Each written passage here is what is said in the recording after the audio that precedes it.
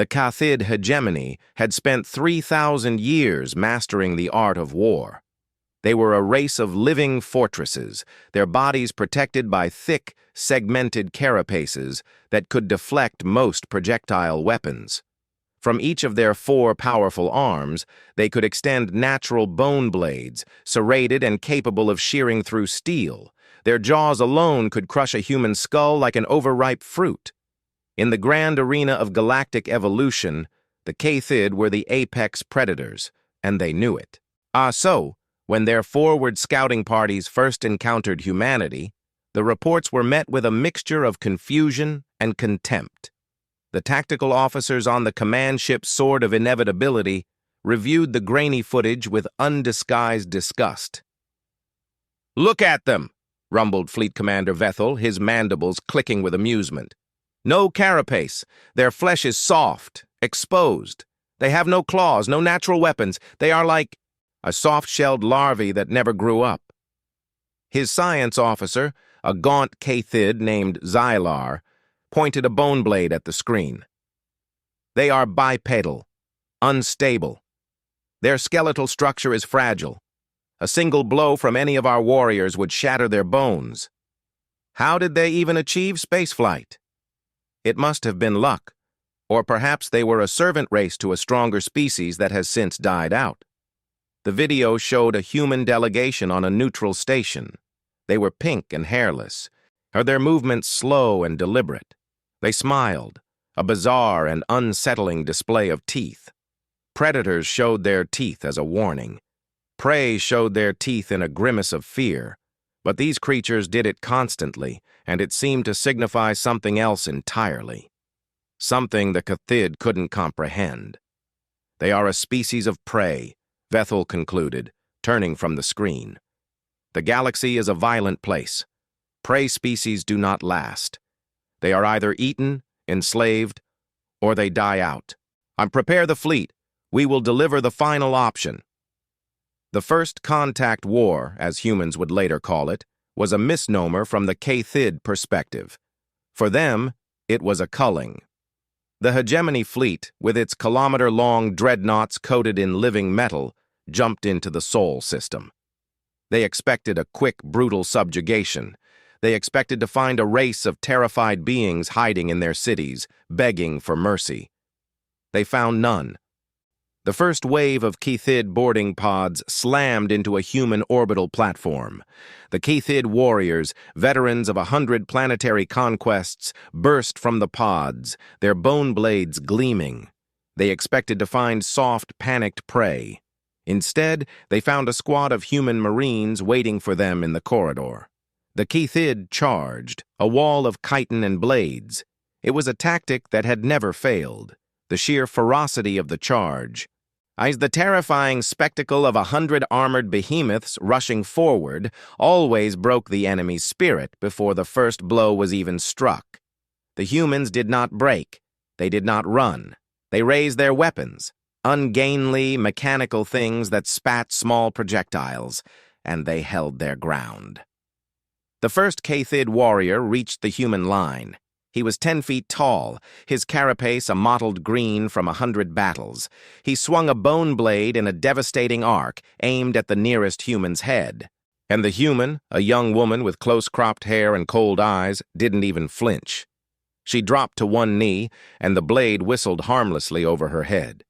In the same fluid motion, she raised the muzzle of her weapon and fired a 3-round burst into the soft, unprotected joint where the Cathid's leg met its torso. The warrior screamed, a high-pitched shriek of pure agony, as his leg buckled and he crashed to the deck.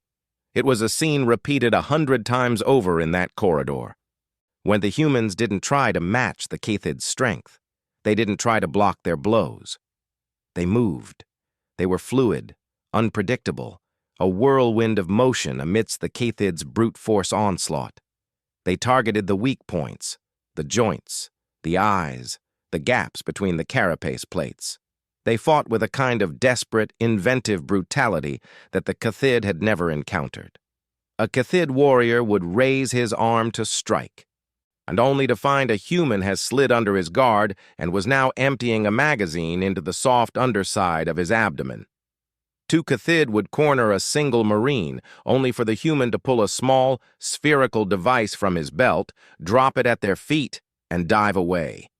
The explosion ripped through their unarmored legs, sending them sprawling. When the last Cathid warrior in that boarding party lay twitching on the blood-slicked deck, the human commander looked at the carnage. 17 of his Marines were dead. 47 Cathid lay dead or dying. He keyed his communicator.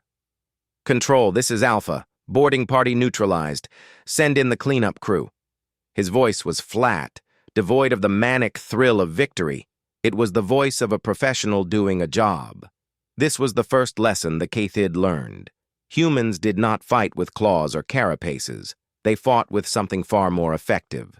They fought with their minds. The second lesson came at the Battle of the Titan Yards. Vethul, enraged by the failure of the boarding action, committed his main fleet. The human ships were laughably small, their hulls unarmored, their weapons pitifully weak compared to the Cathid's energy lances. On paper, it was a massacre waiting to happen. Vethul ordered the advance, expecting the human ships to scatter like a school of frightened fish. They did not scatter. They formed up into tight, organized squadrons. And they didn't try to engage the Cathid dreadnoughts in a straight fight. Instead, they swarmed the smaller escort ships, using their superior maneuverability to stay out of the arc of the Cathid's main guns. They darted in, fired a volley, and darted away, like stinging insects harassing a much larger animal. It was infuriating. It was dishonorable. It was effective. Vethul watched as his destroyers, designed for ship-to-ship combat, were systematically taken apart by these human flies. The humans exploited every weakness. They targeted engines, sensor arrays, weapon emplacements. They turned the battle from a clash of titans into a chaotic, three-dimensional knife fight where their speed and adaptability gave them a decisive edge. Then the human fighters arrived. They were tiny, one-person craft that the Cathid considered a joke. They had no shields, no heavy armor, but they were incredibly fast and agile. And they flew straight at the Cathid battle line, a maneuver that Vethul interpreted as a suicidal charge. It was only when the first fighters pulled up at the last second, releasing a volley of missiles that streaked towards the main reactor core of his flagship, that he understood. The fighters weren't trying to engage the Cathid ships directly. They were delivering precision munitions to critical points that the Cathid's lumbering vessels could not defend against. The sword of inevitability shuddered as alarms blared. "Reactor breach!" a technician screamed. "We have a reactor breach!" Vethul stared at the main view screen, which showed a tiny human fighter, no bigger than a shuttle, pulling away from his dying flagship. The pilot, a mere speck of flesh and blood, had just killed a ship the size of a city, crewed by 10,000 of his finest warriors. He had done it not with superior strength, but with superior tactics. Then he had turned the Cathid's greatest asset, their overwhelming firepower, into a liability. A reactor that could power a planet was also a reactor that could be made to explode. The flagship died in a blossom of silent fire. Vethul and his arrogance perished with it. But the battle was far from over. The Cathid fleet, now leaderless and confused, began to fall into disarray. The humans, sensing their advantage, pressed the attack. The third lesson was the most profound, and it was learned not by the Cathid military, but by their civilians on the homeworld of Cathid Prime. After the defeat of the fleet, a single human ship entered their system. It was a medical frigate, unarmed, its hull painted white with the universal symbol of aid. It broadcast a simple message on all frequencies. "We are here to help. We bear no weapons. We ask for a temporary ceasefire to treat the wounded." The Cathid High Command was baffled. Was this a trick? A new form of warfare? But they had no concept of mercy, no understanding of compassion for an enemy. In their entire history, victory meant total annihilation. Wounded enemies were finished off. It was the only logical course of action. To do otherwise was to risk their survival. They tracked the ship, waiting for it to launch a surprise attack. It didn't. It docked at a neutral station in the outer system, a place filled with Cathid civilians and wounded soldiers who had been evacuated from the front. And the human medical teams, unprotected by armor or weapons, walked into the station. They were met with fear and hostility. Cathid soldiers, their bodies broken, their pride shattered, hissed and brandished their remaining blades. The humans ignored them. They went to work. They treated the wounded, regardless of species. They set broken bones, patched up torn carapaces, and performed surgery with tools so fine and delicate they seemed more like instruments for an artist than a doctor. And they worked for hours, days, without sleep, without complaint. They saved the lives of Cathid, who, just a week before, would have gladly torn them limb from limb. Xylar, the science officer who had survived the battle by being stationed on a different ship, was among the wounded.